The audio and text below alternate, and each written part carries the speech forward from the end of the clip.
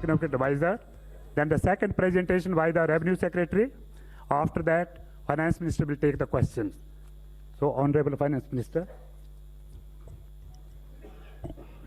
Thank you very much. I'm glad to be before you again.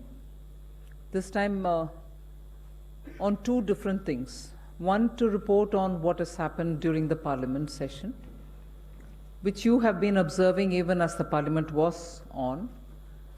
But it is necessary for us to put it all together before you on the various legislative measures that we've taken.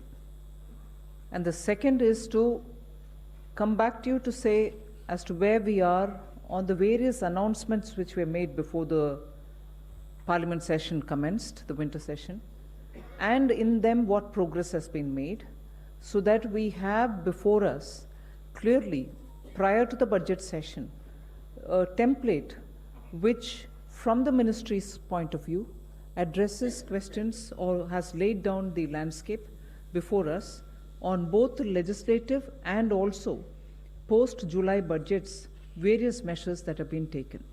So we thought it's just the right time at the end of the winter session's closure for us to come before you and speak about the various measures taken. In the meanwhile, many tying of the loose ends and also some results which have started showing for the measures that we have taken are also before us. So we would like to take this opportunity to present all that before you. So thank you. I'll first commence it with a comprehensive, not a very big, but a comprehensive presentation by the Chief Economic Advisor, post which, of course, the Revenue Secretary would have something to say. Then the floor can be opened. Thank you.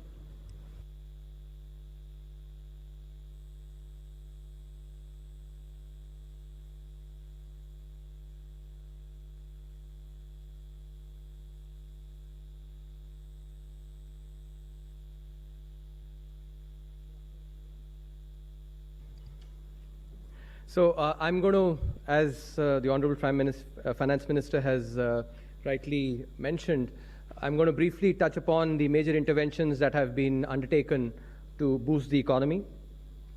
Let me start by recalling that the economic survey that was presented in July outlined a plan for the economy to become a $5 trillion economy, with investment being at the key driver, and anticipated consumption itself driving investment, and an emphasis on significant reforms. The steps that have been taken over the last few months actually can be seen in the light of this planned economic strategy that the government has set about. On the consumption side, and I'll go into some detail on each of these, the government has focused on clearing all the government dues, including those of the public sector units, on enabling retail credit by supporting the NBFCs and the housing finance companies, which are very important for credit that's given for consumption in the economy. There's been emphasis on supporting the MSMEs, via bill discounting, because MSMEs, for them, cash flows are really critical, and therefore enabling them, to sort of have cash flows by providing them avenues for bill discounting, and then tax refunds. So together, all these four are intended to bring more cash flow and thereby foster consumption in the economy. On the investment side, I'm going to describe a set of measures, a package of measures that have been taken to enable capital markets for financing. As you all would certainly appreciate, that financing is absolutely critical for investment. So these steps will go a long way in enabling investment through financing. The government itself has focused on capital expenditures. Again, we all recognize that government capital expenditure has the benefit of crowding in private investment, and therefore government capex is extremely critical. Foreign direct investment, which has actually come in record numbers, that's something which is very critical for investment by the corporates. The corporate tax rate cuts, which were done to enhance the risk-return trade-off that the corporates face when they decide to make the investment. Supporting the completion of the real estate projects by providing them last-mile financing. recapitalization of the public sector banks, which was announced in the budget and has been followed up. The credit expansion by the public sector banks by emphasizing some of the aspects that were needed to be emphasized, especially enabling honest decision making. The third leg is on various reforms. As has been mentioned already, there is a change in the emphasis on disinvestment to thinking about using disinvestment to enhance efficiency in the economy. The measures that I'll talk about, a lot of them, actually all of them, have used transparent and targeted due diligence to enable that so that investment really goes where it is intended. The ease of doing business, the improvement in the rankings that happened, in the World Bank's rankings, that's reflected in some of the steps that have been taken. And finally, on labor laws, I'll then also end with talking about some important patterns that are emerging in the economy, over the last the steps that have been taken in the last few years. So let me get on to the measures that have been taken to support consumption, to support NBFCs and the housing finance companies, which in turn, as I said, are critical for retail lending. Total sanctioned support has been of 4.47 lakh crores, which in fact includes 1.29 lakh crores of pooled buyouts as well of assets. The partial guarantee scheme, which was a very important facility for NBFCs for taking care of the of some of the stress that NBFCs and the HFCs were going through. The cabinet approval has been provided for those borrowers that had slided into SMA 0 category, and for asset pools that are rated BBB plus or better. And this is really important because the emphasis then is on those asset pools that are not able to actually find a market. Thereby, the intervention becomes quite effective. Within 2 days, 17 proposals amounting to more than 7,500 crores. In fact, 7,657 crores have been approved, and proposals amounting to about 20,000 crores are expected to be approved over the next 2 weeks. So there's substantial traction on this partial guarantee scheme for the NBFCs and HFCs, which in turn will also foster consumption, on the retail side.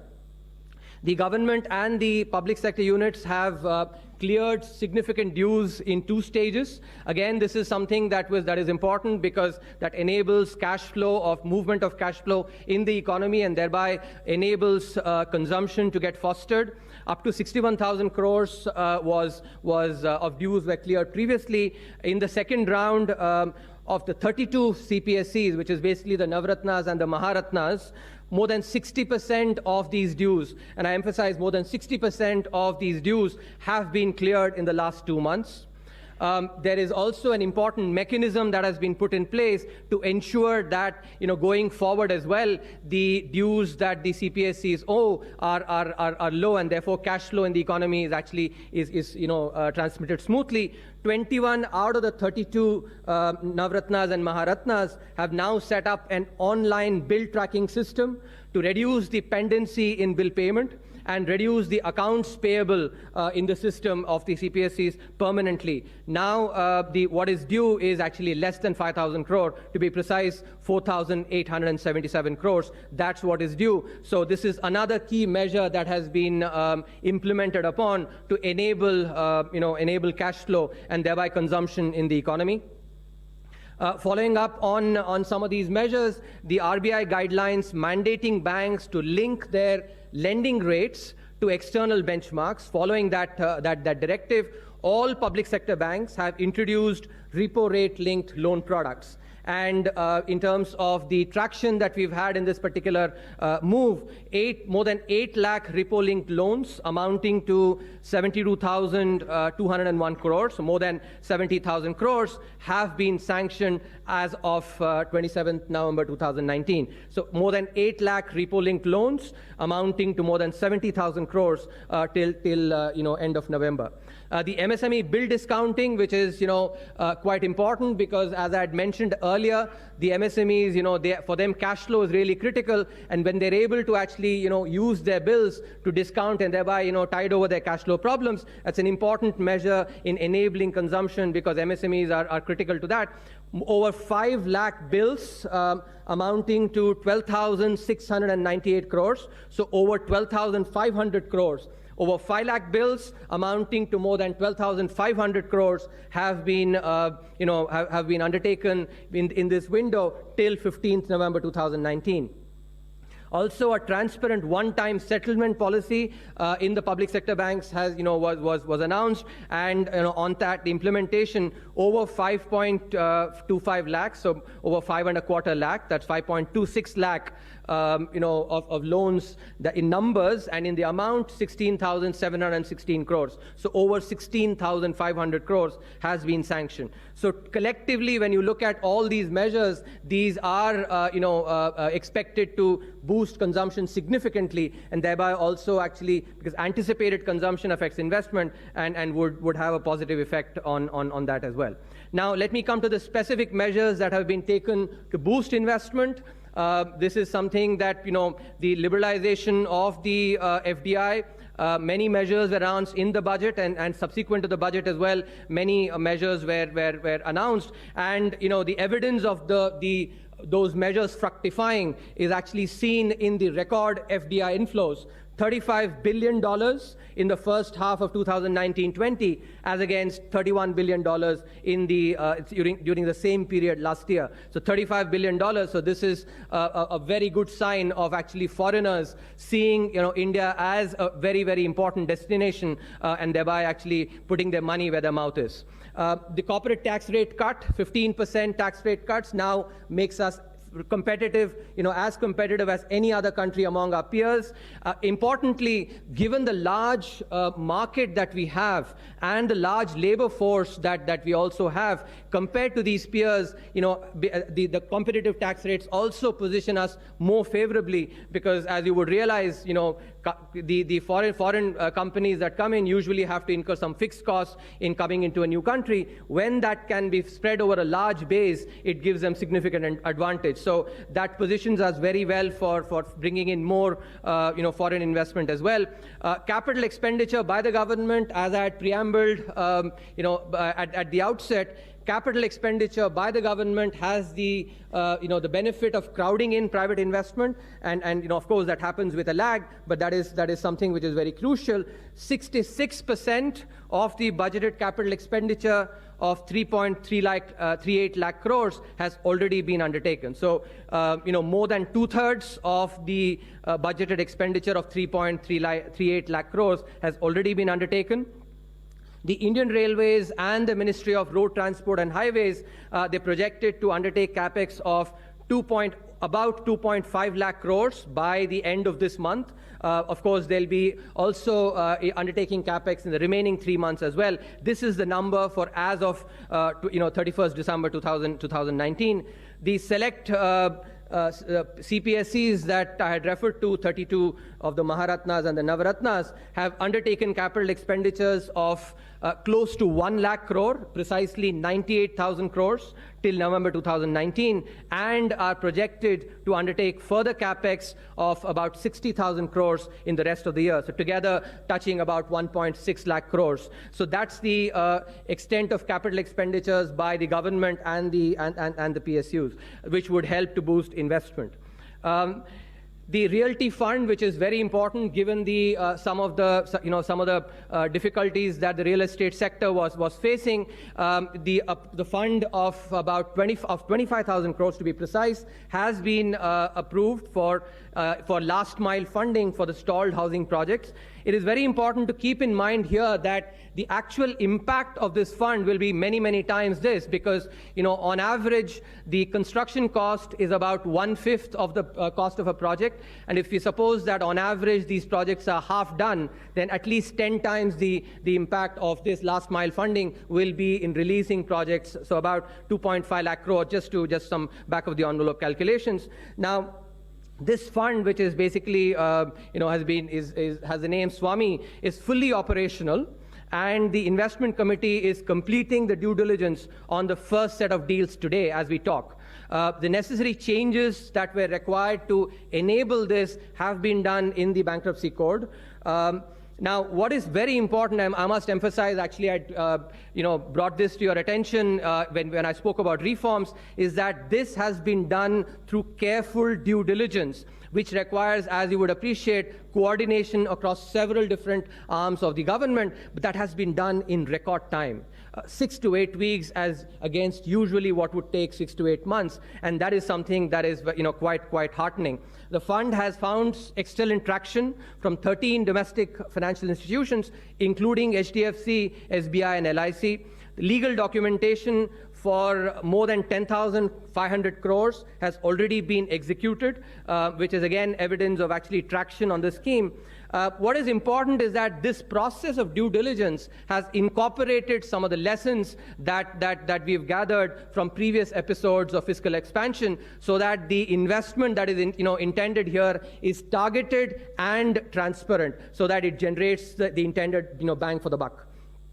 The credit expansion via the public sector banks, budget announced 70,000 crores of equity, 60,000 crores to be precise, 60,314 crores has been infused already, and 4.9 lakh crores has been disbursed. Of that, 2.2 lakh crores to corporates, about 73,000 crores to MSMEs, and 39,453 crores to retail borrowers. This is basically in the window that was done in October. To enable and protect honest decision making among the public sector banks, an internal advisory committee has been set up, which is basically to classify cases as vigilance or no vigilance. And what is critical is that this internal advisory committee, together with the chief vigilance officer, would basically make the final decision in classifying cases into those that basically may require a vigilance look or no vigilance. And an advisory board has also been set up for looking into bank frauds. So together these will enable actually better decision making, while at the same time ensuring that instances of frauds etc. are actually clamped down. Importantly, if we have to have more investment, financing is really critical, and for which capital markets are really important.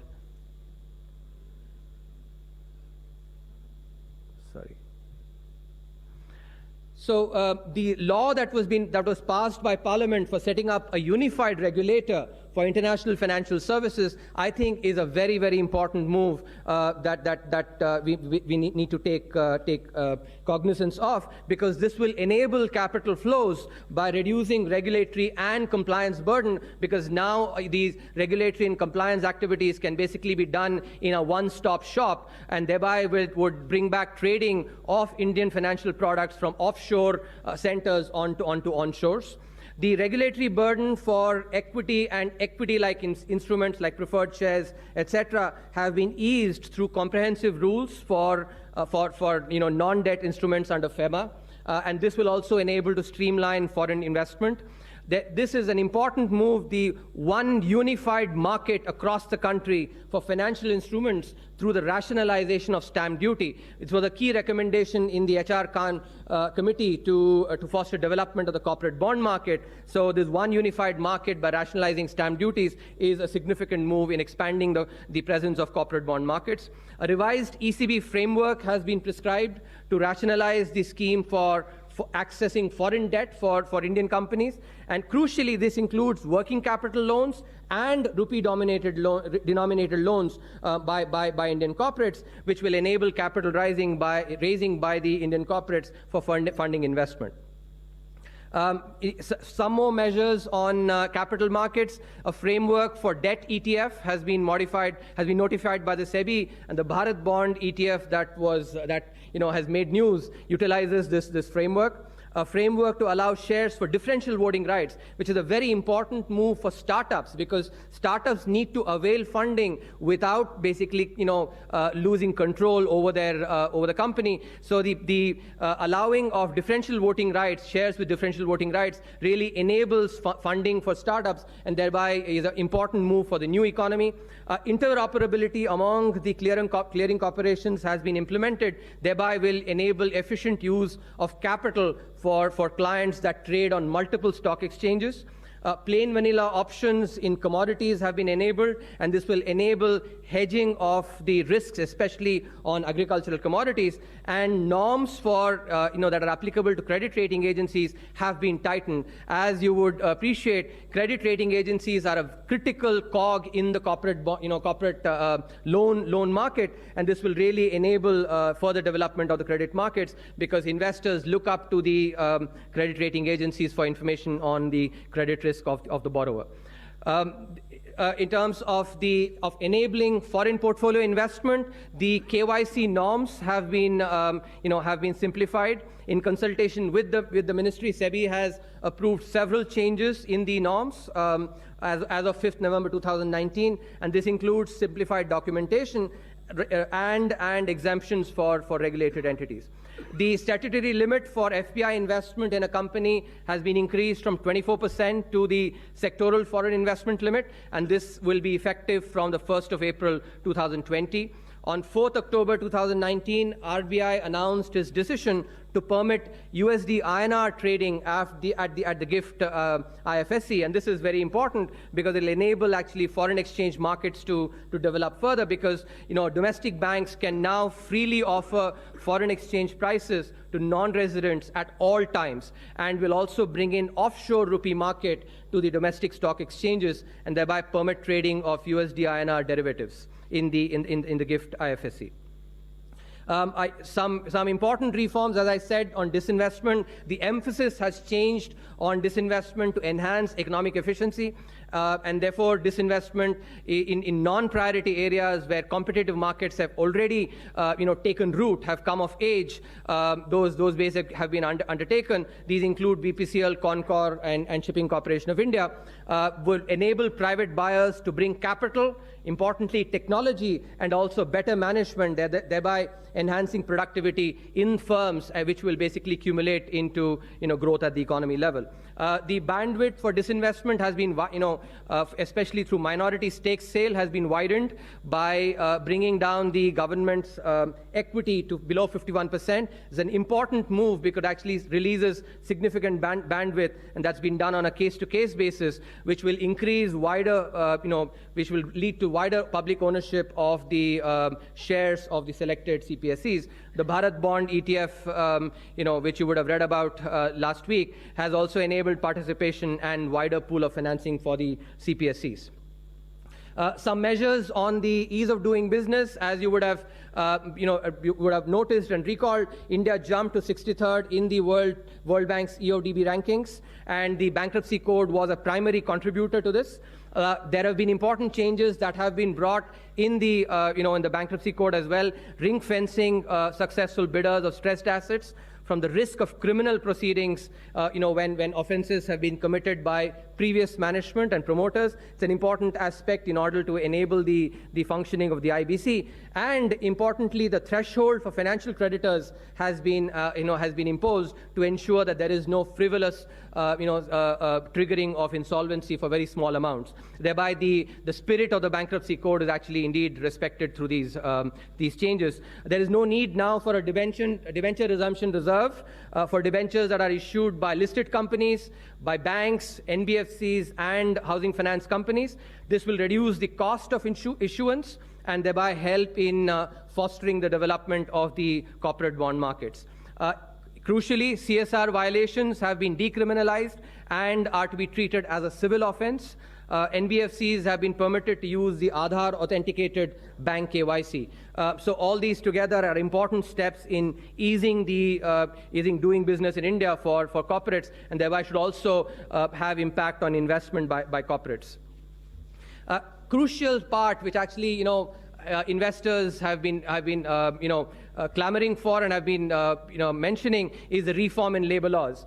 The about 40-odd labor laws that existed at the central level have been now codified into 4 codes: the Code on Wages, Code on Occupational Safety, the Industrial Relations Code, and the Social Security Code.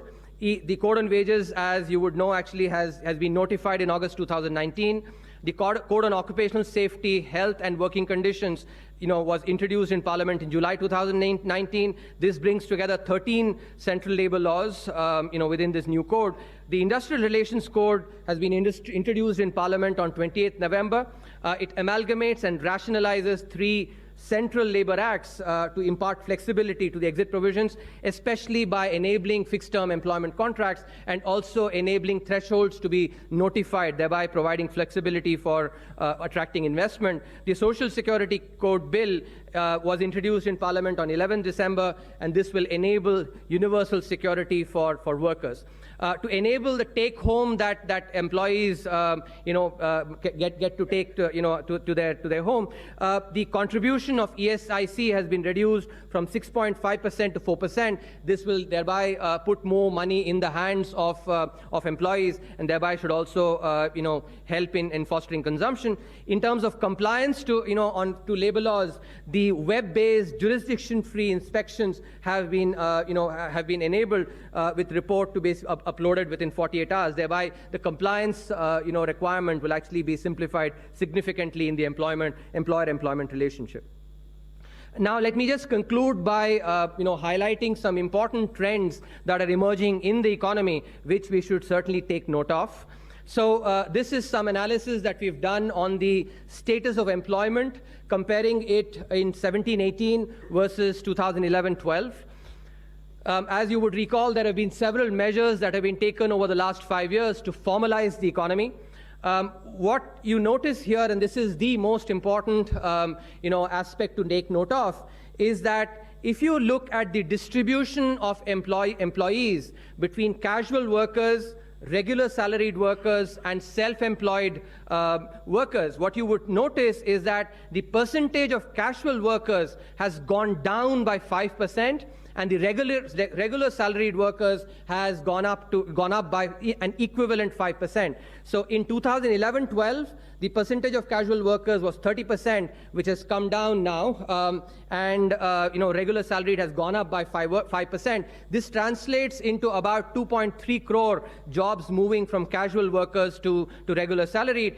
Within the self-employed as well, and that's some important variation that one must actually focus on, which is that within self-employed, the self-employed could be an employer, could be an own account worker, which is somebody, a mom and pop store, for instance, or unpaid family labor, which is actually the kid or, let's say, the wife working without getting paid. Within this, the important change that has happened is that unpaid family labor has gone down and own account worker has increased.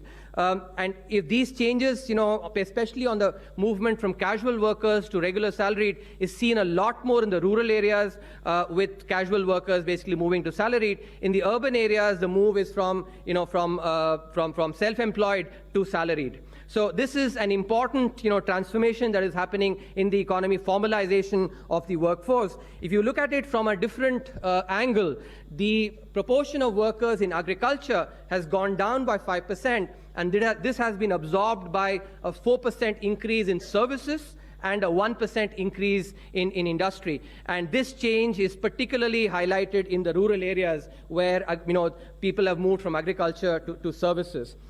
Finally, if you look at the organized versus unorganized distribution, organized workforce in the organized sector has increased by 2%, with a concomitant decrease in the unorganized sector by 2%. Within the organized sector itself, if you focus on the split between informal versus formal, there's a decrease in the informal sector and an increase in the formal sector. So when you look at it collectively, all these different angles that I've provided, this clearly suggests that there is actually a change in the nature of work. And that's one other way of looking at it is by splitting this into remunerative versus less remunerative jobs. And the proportion, I want you to take a note here, is that in the rural areas, proportion of remunerative jobs have increased by 3.3%. So the less remunerative ones have actually decreased concomitantly.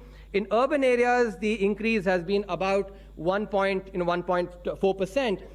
In aggregate, there is actually an increase about 3.2% in the remunerative jobs and a concomitant decrease in the less remunerative, which is consistent with what we saw with salaried workers increasing, with agriculture going down, the proportion of services and manufacturing increasing, and organized actually increasing within organized itself, formal versus informal. So to sort of conclude, there are important steps that have been taken, and which is also reflected in the changing nature of the economy over the last 5 years. Thank you. Thank you very much, sir. We will try to provide you a copy of the presentation later on. May I now request the Revenue Secretary for the brief presentation? Yes, ma'am. We'll do that, ma'am.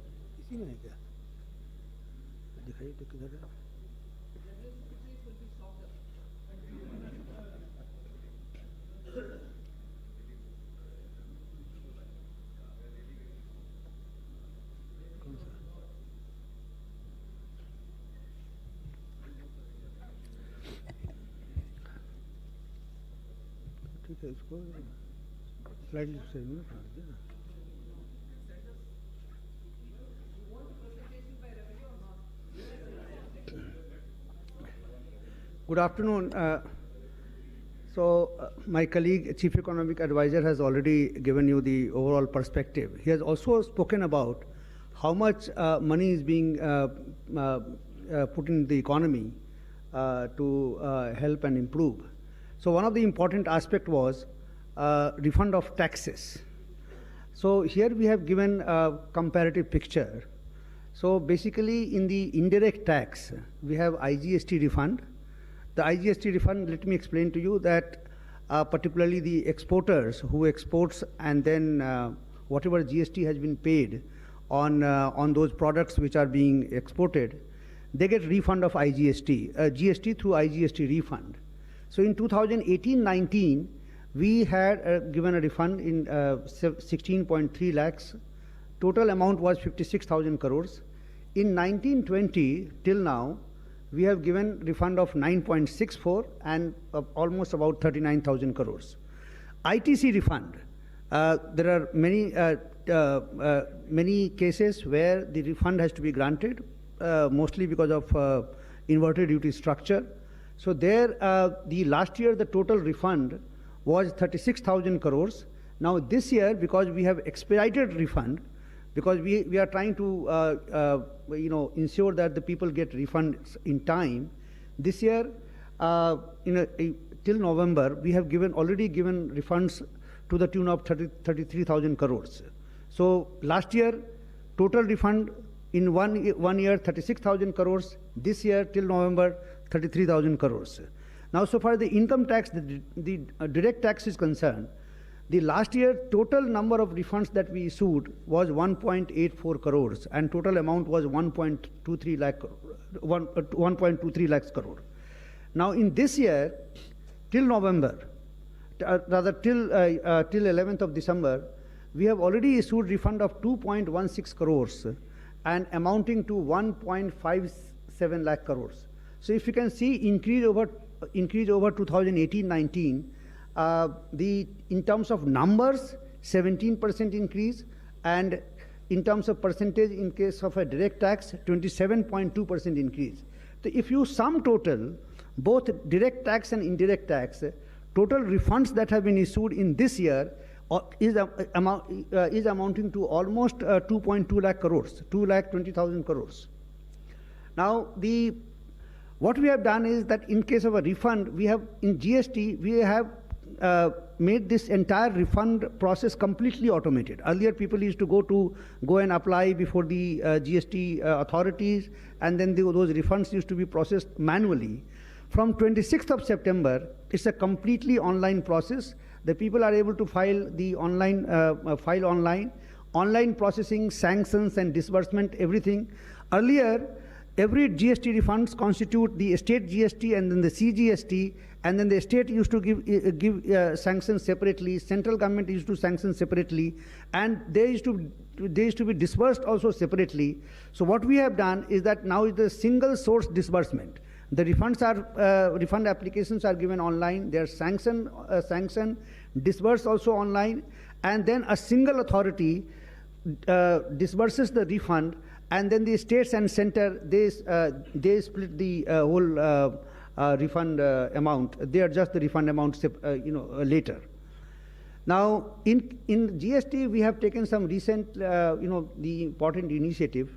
So we have introduced e-invoice. From 1st of January, all taxpayers, all companies having more than 500 crores, they will have an option to generate electronic invoice from 1st of January 2020. Why we are doing it?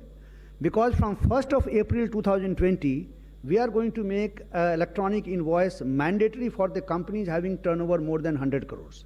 So what we want is that the people should get used to the whole new electronic invoice system, so that they don't face any difficulty when it is actually introduced from 1st of April 2020.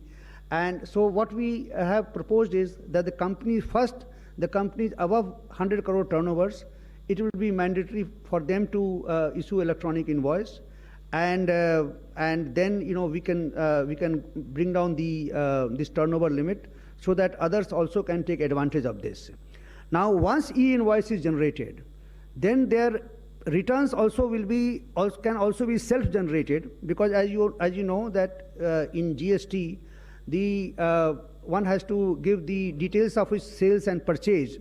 So all sales invoices, sales figures will be collected from the electronic invoice itself. So at the end of the month, the returns will be generated from all the e-invoice that has been generated by the taxpayers. So that will be automatically populated. And also in future, we have plans that once the e-invoice has been generated, it will not require a separate generation of e-way bill. So that will be also another step towards the simplification. Now, further, there were certain suggestions on the annual returns and the reconciliation statement for the financial year 2017-18 and 18-19. So what we have done, that we have made this annual returns and reconciliation statement optional for the taxpayers having less than 2 crore turnover. And also for these 2 years, many of the fields where the taxpayers were facing difficulties, we have made them optional. And also we organized a stakeholder feedback divas all over the country on 7th of December. So we did this in 193 cities, where 19,645 stakeholders participated, in the sense that they came with their live data, and then they actually tried to fill in their returns, and then we tried to understand what difficulties they had, and then what improvement could be made, what further simplification is required. So that was very, very valuable. Now, so far as the compliance simplification is concerned, we have also recently introduced a document identification number. From 8th of November 2019, so far as the indirect tax is concerned, the GST, customs, we have said that any document that is issued, or any letter or any summons or any notice that is issued by any of these indirect tax department like customs or GST or the DRI, every document will contain DIN number, and unless until that DIN number is there, that document, that notice, that summons, that so-called notice, that will be legally invalid, and the taxpayer, he can go to the portal, enter the DIN number, and try and find out that whether that particular notice is indeed true. It is just not. It has just not been issued to threaten somebody and try to scare away the people. Also, for the refund drive, as I was mentioning, that a special refund drive for the MSME was taken in the month of September 2019, and since then, so I have given the figures here, that prior to this refund drive for the MSME, 74,000 cases were pending, and the total amount involved was 10,841 crores. And till date, we have sanctioned 9,561 crore, and in total 66,150 cases, and then the remaining cases could be held up because of compliance of some documents, which will also get cleared soon. Now, we have also, in this budget, we announced that Sabka Biswas, this legacy dispute resolution, because we want to bring down the pendency of the disputes. So This offer has already been made, where the cases which are pending in adjudication of appeal, the relief of 70% of duty demand, and if the amount is more than 50 lakhs, or if the amount is, if the amount is less than 50 lakhs, then the relief of 70% duty can be given. And if the amount is more than 50 lakhs, then the relief of 50% duty can be taken. Similarly, wherever the demand is confirmed and no appeal is pending, there the relief of 60% of the confirmed duty if the amount is 50 lakhs or less, and relief of 40% of confirmed duty if the amount is more than 50 lakhs. And in case of a voluntary disclosure, the assessee has to, of course, pay the full disclosed amount. So total, we have already received the application for the settlement, this 52,000 crores, which involves 27,911 crore rupees. Now, so far as the direct tax is concerned, the major initiatives have been taken. As we are all aware, that corporate tax rate, our Chief Economic Advisor also mentioned that we have now brought down the tax rate to 22% and effective tax rate 25.17%, and provided no tax exemption, no MAT are claimed. For the new manufacturing companies, the new domestic manufacturing company, they will have to pay only 15% tax rate. Effective tax rate is 17.16%, again provided it does not claim any exemption, deduction, and no MAT for these companies. We also reduced this rate for MAT. That earlier it was 18.5%, brought down to 15%. This buyback provisions also was grandfathered. Enhanced surcharge, which was introduced in this budget, that also has been partially withdrawn, particularly, and fully withdrawn for the FPIs. The auto sector, you may recall that in the month of August, September, to help the auto sector, the enhanced depreciation was given, where the rates of appreciation was increased by 15%. The existing rate was 15%, which we increased to 30%, and particularly for the hired vehicle, it was 30%, we increased it to 45%. Then, for the ease of compliance, this faceless and randomized assessment was introduced from Vijayadashmi Day in this year, and meaning thereby that a taxpayer in Mumbai, if his case is selected for scrutiny, his case could be assessed by any tax officer in some other country, some other state or the city like Lucknow, and the entire the proceeding will be conducted completely faceless. So in this scheme, 58,322 cases have already been covered, and questionnaires have been issued in 19,883 cases, and those cases are also being taken forward. The income tax department, just like the indirect tax, it also introduced this document identification number from 1st of October 2019. And again, I would repeat that any document or any notice or any letter that you receive from income tax department which does not have the DIN number, that is legally not valid. And we have said that, you know, if people receive such notice, they don't need to reply to such notice because they are not legally valid. Also, we have simplified the compliance norms for the startups because they were facing very certain difficulties. So what we have done is that we have issued we have simplified the procedures, and also we have constituted a dedicated startup cell, which is headed by a member of the CVDT.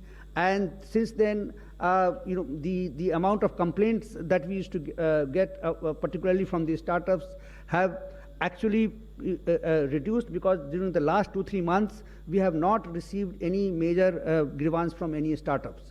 Also, reduction in litigation. The appeals which were pending in ITAT or the High Court or the Supreme Court, we have enhanced the monetary limits, and because of that, 13,000 appeals have been withdrawn by the department from the various courts. In this year, we also introduced the pre-filling of the income tax returns. You must have noticed that in this year, in the month of July and August, when the returns were filed, particularly about the salaried class who filed this ITR1, the most of the information was pre-filled, like, you know, your salary information, deduction informations, you know, all and then the bank interest information. Many of those informations were pre-filled. More than 2 crore salary taxpayers took advantage of this. Now, about the speedy issuance of refunds, I have already mentioned that in this year, the total amount of refund has increased by 27.2%. Last year, we issued a refund of 1.23 lakh crore in the entire year. This year, we have already issued refund of 1.57 lakh crores. Also, we have given relaxation in the norms of prosecution, particularly about the TDS. We used to receive a complaint that for a small violations, the taxpayers used to be prosecuted.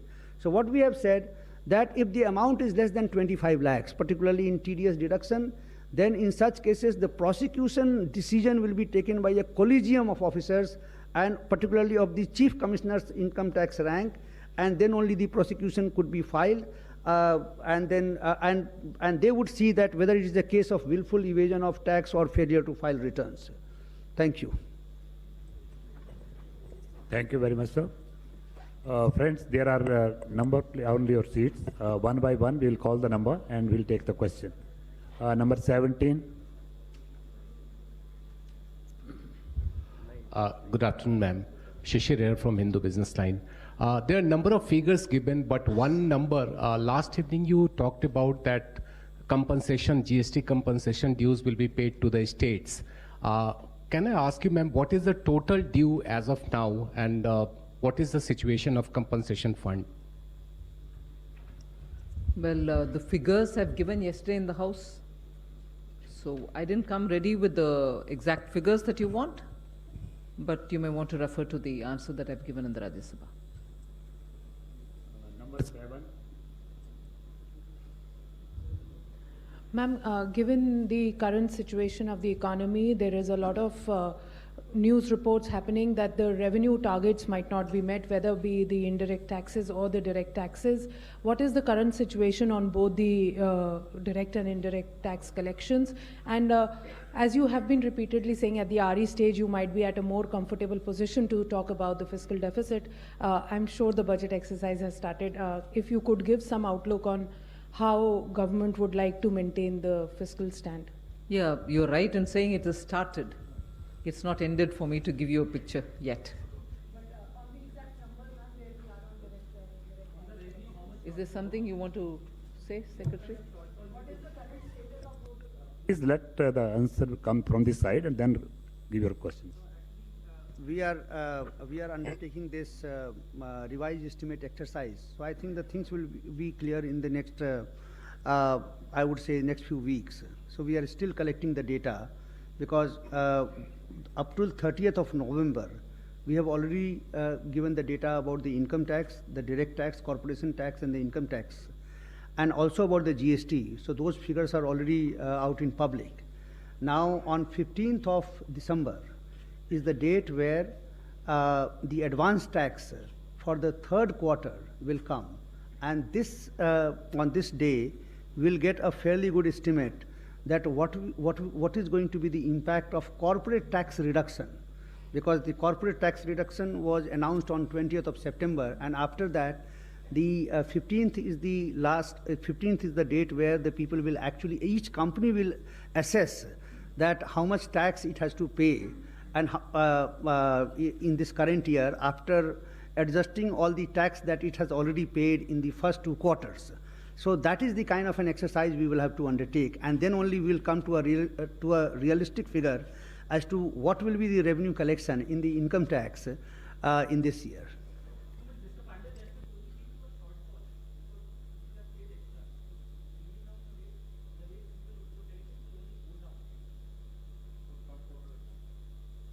Question number, plate number 23.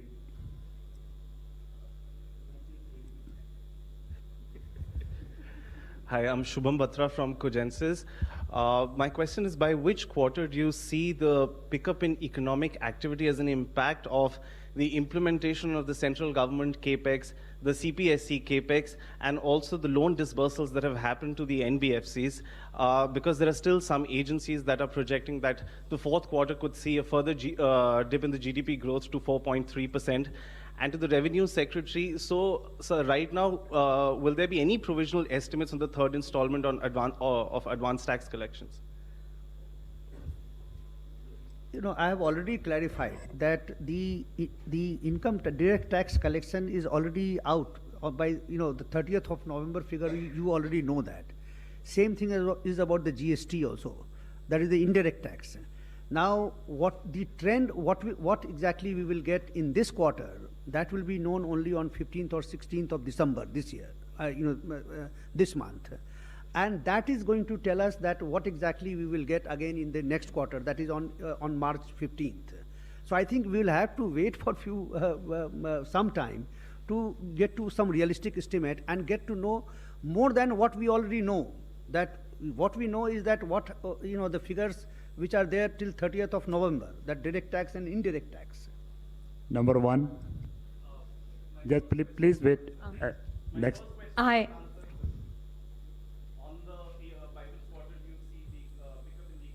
All right, you may ask me to tell you about which quarter. I'm not at the moment We'll engaging provide in the any of details these. later. Yeah. I'm not engaging with any of these prediction-based questions. I'm looking at the economy where I need to intervene. I'm intervening, and I shall continue to do addressing the problem of the industry as and when it rises. So I'm not yet in that stage to say any predictions. Number one, please. Ma'am, taking off from what you have just said, that the government will intervene as and how required. There is a lot of commentary now also coming in from various quarters, particularly after the latest IIP numbers.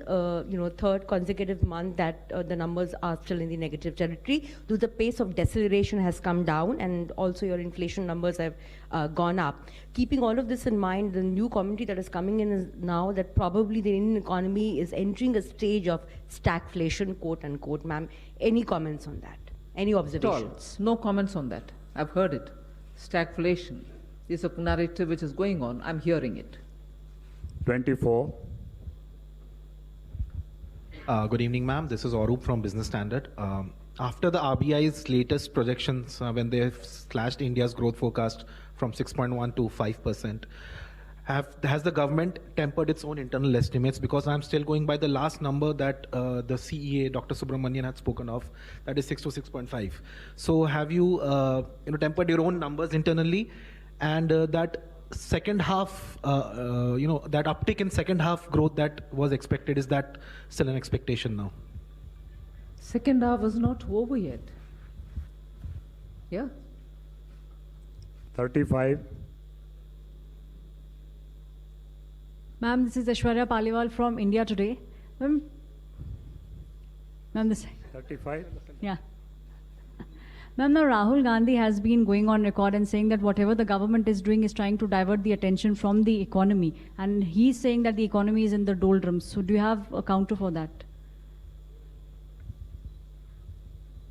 Actually, if I want to divert the attention, I should be playing up on a horrendous statement that Sri Rahul Gandhi has made on behalf of all the women of this country.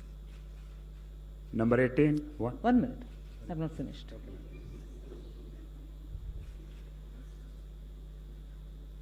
You saw in the Rajya Sabha today that many women MPs came almost wanting to enter into the well on the horrendous statement, and I repeat that word, horrendous statement made by Sri Rahul Gandhi. We may belong to the opposition party, but when we are talking about the country, I assume that all of us will be one. We are talking about women and women's dignity. I could have definitely gone hammer and tongs on that matter. Now that you've asked me, I'm taking this opportunity. It's a matter of shame that a senior leader of Congress party speaks forgetting about the dignity of women, and because it also brings in a very important initiative of this government, Make in India, into the picture, and uses all elements of sarcasm to talk about how it is not Make in India, but you know what he said. I don't need to put an effort to distract. This is good enough for me, but I did not till you asked me. 106.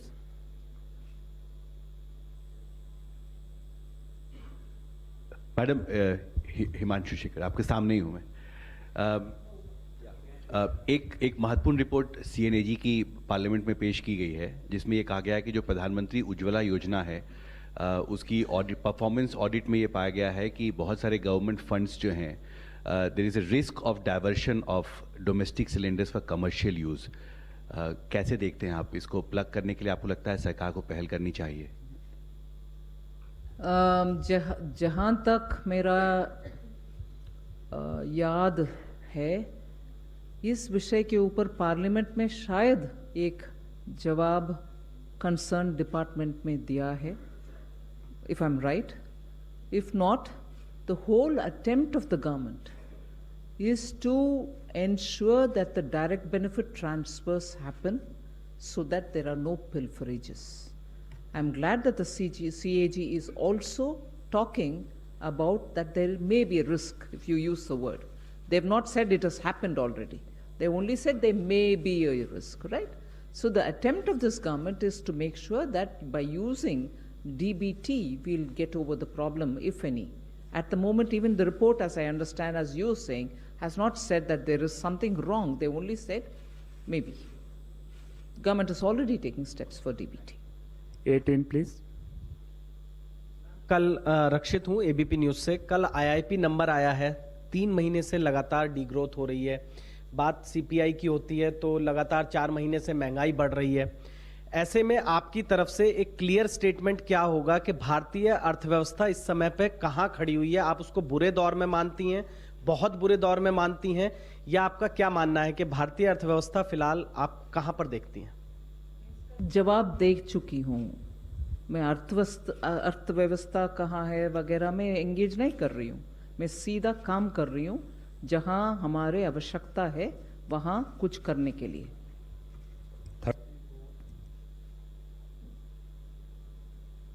Ma'am, I just come back to the issue of the fiscal deficit, because how far will you be able to keep that budgeted target? That is the, everybody's worried about that. Or is there going to be a revision in that because of the fact that there has been, the growth projections haven't gone as expected? You don't get bored asking the same question. I don't get bored replying the same way. Wait till the RE. 58. Ma'am, Agnish, this side from Mint. Ma'am, there has been buzz in the recent weeks about the possibility of the GST Council considering a possible increase in GST rate or the GST cess to improve revenue collections. But yesterday's data, IAP data, shows that consumer goods output has contracted by 18%. So it appears that it might be a bad time to consider an increase in GST rate, given the slump in consumption. I would like to know your thoughts. If you don't mind, do you want to start that question all over again? Just the starting bit.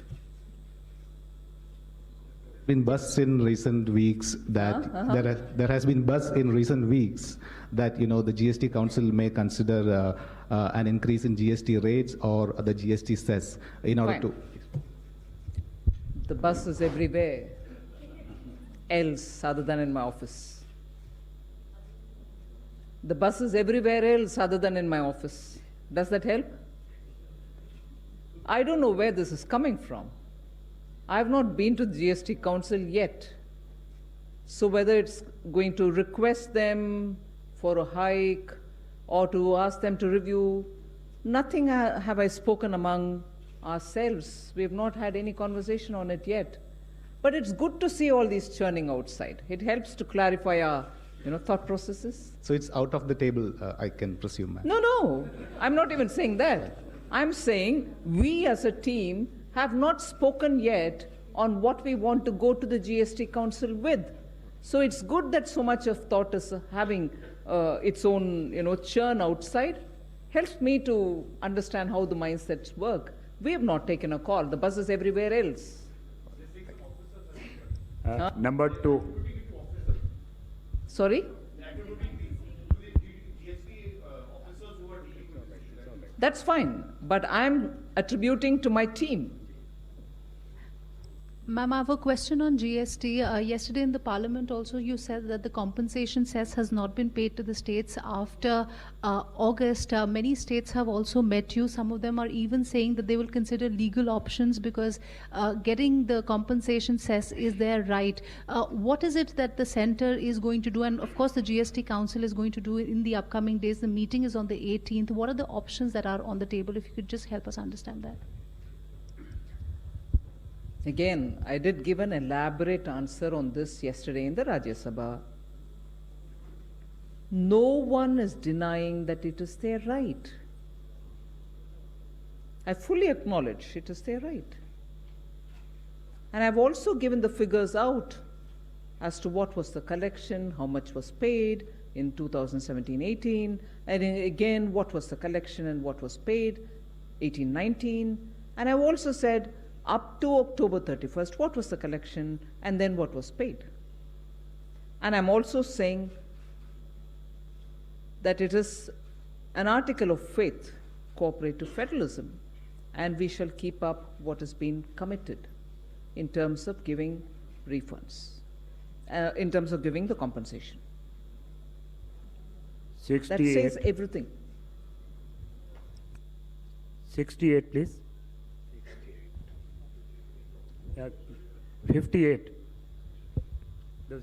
Madam, it is also bankers are nowadays openly saying that very few, comparatively to last financial year, very few corporates are approaching for loan, and those who are approaching due to the government's policy on NPA and RBI norms, they are unable to release loans. So we cannot survive on retail banking. Number two, do you have any plan that if there are in this third quarter, if the non-performing banks, do you have any plan to recapitalization or any further mergers? Banks extending loans, we have already very clearly shown the figures which came out of the exercise in October and late October and early October. The figures show that when the banks went to the districts, there were people who approached them, and that is why we could achieve that kind of a number within a month. And not just directly from the banks, but also through the NBFCs. But if there are people who feel there is a difficulty that they are not getting the credit that they want from the banks, they're welcome to approach us. The objective of the government is to make sure where term loans or working capital are issues, they shouldn't remain as issues any longer, and they should get the credit facility. But specifically if there is an issue of NPA, yes, the number of NPAs was a very big issue earlier, but we've brought it all down for the bank. And today there is a lot of,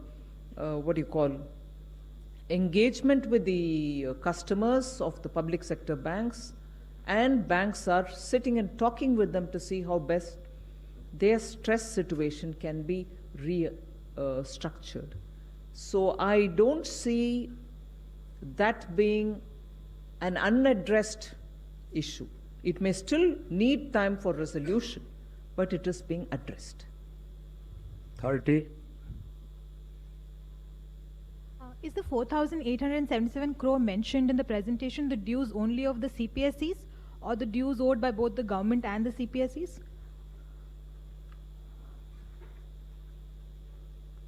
This due pertains to a level of CPSE dues. Earlier, this level was about 13,000 crores.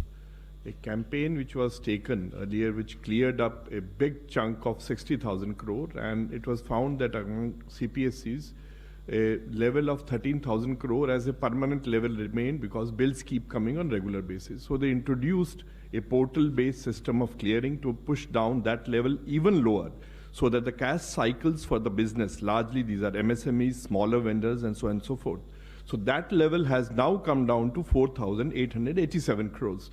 Now even the effort is to push that envelope even further, that level even comes down below and doesn't go beyond with portal-based payment, continuous monitoring, and these So, kind what of is the things. government dues? What are the government dues as of? Government dues are at much lower level. In fact, Even lower than with the clearance of 60,000 crores, they're all between the due period.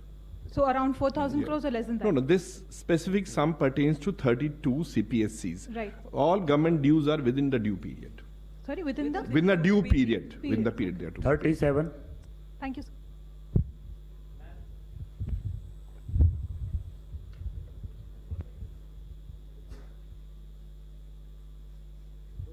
Hello, हाँ ma'am, industry को राहत देने के लिए corporate tax में बड़ी कटौती की गई थी। उम्मीद थी कि प्राइवेट इन्वेस्टमेंट बढ़ेगा, तो उसका क्या असर अभी तक दिखा है? क्योंकि farmer RBI governor Raghuram Rajan ने कहा है कि इसके बजाय अगर इनकम टैक्स के मोर्चे पर राहत दी गई होती तो कंजम्पशन जरूर बढ़ता। तो क्या प्राइवेट इन्वेस्टमेंट बढ़ा है इस वक्त? कहा है बताएंगे जरा? किस? रघुराम राजन कि अगर कारपोरेट टैक्स कटौती की जगह पर अगर पर्सनल इनकम टैक्स में कटौती की गई होती तो कंजम्पशन ज्यादा बढ़ता। 20. Ma'am, I have a question on GST as well. Last night in your response in Rajya Sabha, you said dues, the compensation released to the state governments as of October has been in excess of about 9,800 crore rupees, which has been collected in the compensation cess fund. So you've released more than what you've collected so far. So as of October 2019.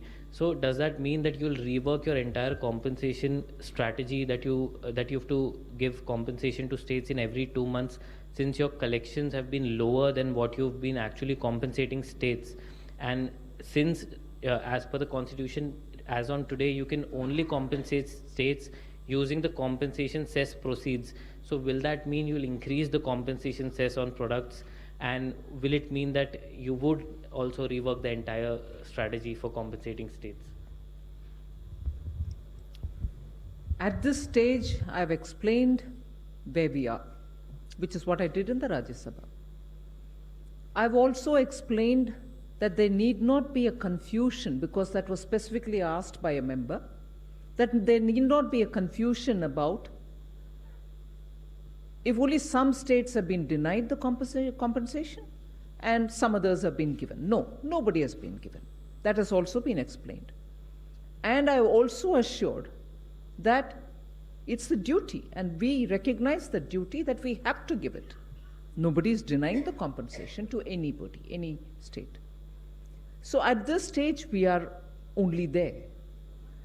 Your several questions all indicating, am I doing a review? Will I reorganize my cess collection? Will I go for a ramped up cess for gaining that money? I have nothing to say at this stage. 11. Ma'am, you had announced 100 lakh crore investment plans in the infrastructure sector, and there were going to be announcements. What is the status of that? There are in all 28 different sectors, ministries and departments, from whom the projects would flow in the form of the project information, project preparations.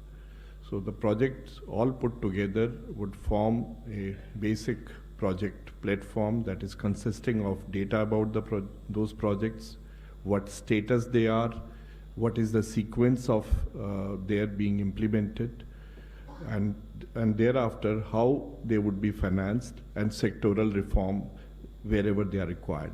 That is a structure of a national infrastructure pipeline that would come in place. Most of the data largely is in place, that is getting verified, because that also forms the basis for most of the investors who come in and base their funding upon. And this is in very, very, very advanced stage of preparation now and finalization. 38. Just another question is coming, please. Just wait. Ma'am Aamir news nation से ma'am कुछ 5-6 commodities पर नज़र रखने के लिए जब महंगाई शुरू हो रही थी या महंगाई जब आई थी तो ये कहा गया था कि एक स्टेबलाइजेशन फंड जो है वो क्रिएट किया जाएगा ताकि उस महंगाई को रोका जा सके। अभी प्याज की कीमतें 100 रुपये के ऊपर ही चल रही हैं, इंपोर्ट किया जा रहा है बाहर से। कब तक इस सिचुएशन को हैंडल कर पाया जाएगा और कब तक ये डाउन हो पाएगी, कुछ एस्टिमेट है? जहाँ तक खबर आ रही है मीडिया के द्वारा ही, कई जगह पर प्याज के दाम कम भी होने लगे हैं। कम जितना कम होना है उतना नहीं, मगर जहाँ तक पहुँचा उधर से कम हो रहा। We've had a group of ministers meeting which is reviewing on almost every 1 or 2 days gap basis and deciding on how to further take up the import related issues. जैसे आप कह रहे हैं सही that yes import हो रही है. By the time I also think gradually the crop has started coming in.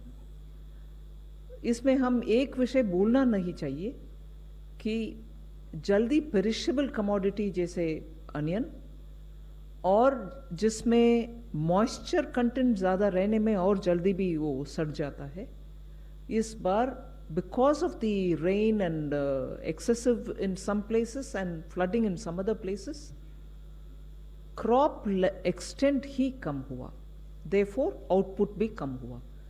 उसके कारण it is gone out of a certain reasonable level. So सरकार के द्वारा हर कदम उठाया जा रहे हैं कि इंपोर्ट करें, मार्केट को जल्द से जल्द उसको पहुंचाएं. 41 is over. मैम मेरा सवाल था कि कल ही खुदरा महंगाई दर यानी रिटेल इन्फ्लेशन के आंकड़े आए. कहा जा रहा है कि 2020 में रिटेल इन्फ्लेशन और ज़्यादा लोगों को परेशान कर सकता है और इसके चलते ये भी संभावना है कि ब्याज दर जो है घट रही थी, अब तक जो ट्रेंड था उसमें बढ़ोतरी देखा जा सकता है. इस पे क्या कहेंगे आप? अगर मैं इंग्लिश में कहूँ, because it is a lot of if in your question, बढ़ रहा है, what will happen, I may not be able to engage in speculations. Inflation will increase? I don't know. I can't say it. So future में increase होगा, इसके लिए कुछ जवाब मैं कैसे दूँ? I don't think I'll engage in speculations about interest rate or about inflation. 111. Ma'am, I'm Shivangi. I work for Newsrise. Based on the presentations, it seems like the Finance Ministry has a good view of what has been the impact of the steps you have taken so far. So, based on the benefit of this information, what, according to you, are the sectors that still need immediate attention from the government? Well, I'm not sure if any adjectives are added to the presentation. We've given a matter-of-fact presentation. A matter-of-fact presentation where the steps have been recounted and also what progress we have made till now is what we've given.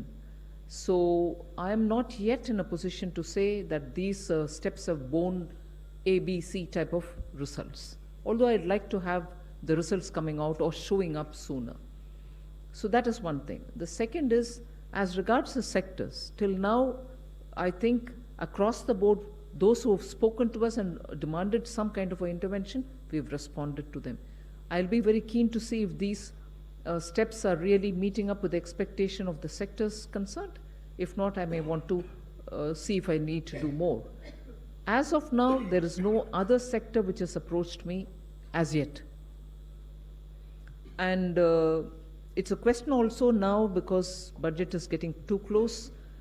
In the budgetary kind of a pre-consultation, if something's come, I wouldn't know as yet. We're starting the exercise from Monday. 25. Pass. 9. Pass. Ma'am, this is more on the IVC. You had introduced the bill yesterday, which couldn't be passed. So, given the situation, is ordinance a possibility that you'd look at? Because there are cases which are held up, which you are trying to address through the bill. I'll just give one liner and allow the secretary to speak about it. On the IBC, the government has been very quick-footed each time to respond to the developing situation out in the public domain, where cases or NCLT or any kind of negotiation for resolution are happening. So each time when we come up with amendments, we hope to have them passed at the earliest in the Parliament. But of course, as you said rightly, we've just introduced it in Lok Sabha because it took some time for us to formulate the whole thing. But more than this, of course, I'll ask the Secretary to say a few words on IBC. Do you have any specific query? Because no, I mean that. I mean, basically, as you're aware, as the Minister has said, we have been quick-footed. We are trying to respond to the immediate requirements to ensure that the outcomes are successful. So whatever has been brought in the bill are to address the problems which have been faced, whether it is to see that the licenses, permits, concessions, clearances, they are all intact during the CIRP period, so that the value of the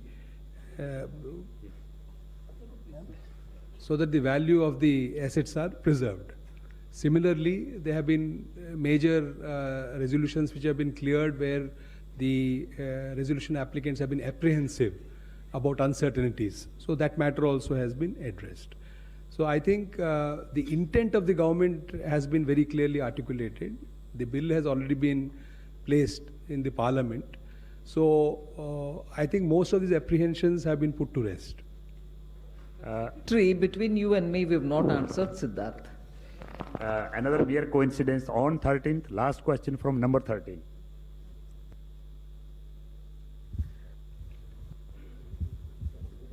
Ma'am, Bani Kinka Patnaik from Financial Express. My question is again on the IBC. In the bill, it has been proposed that at least 100 home buyers will be required to initiate insolvency proceedings. But this is going to take retrospective effect.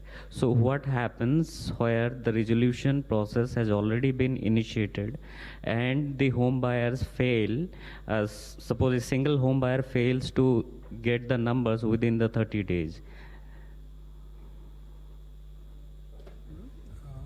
So, a specific response to your query is that it is not retrospective. Okay, it is prospective.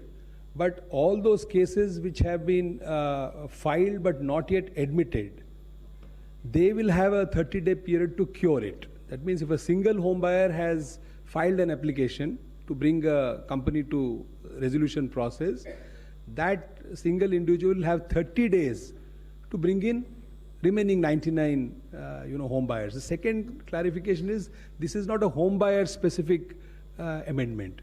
As you are aware, financial creditors, there are two categories. So under section 21 subsection 6A, you have financial creditors like debenture holders, home buyers, etc., who are very large in number.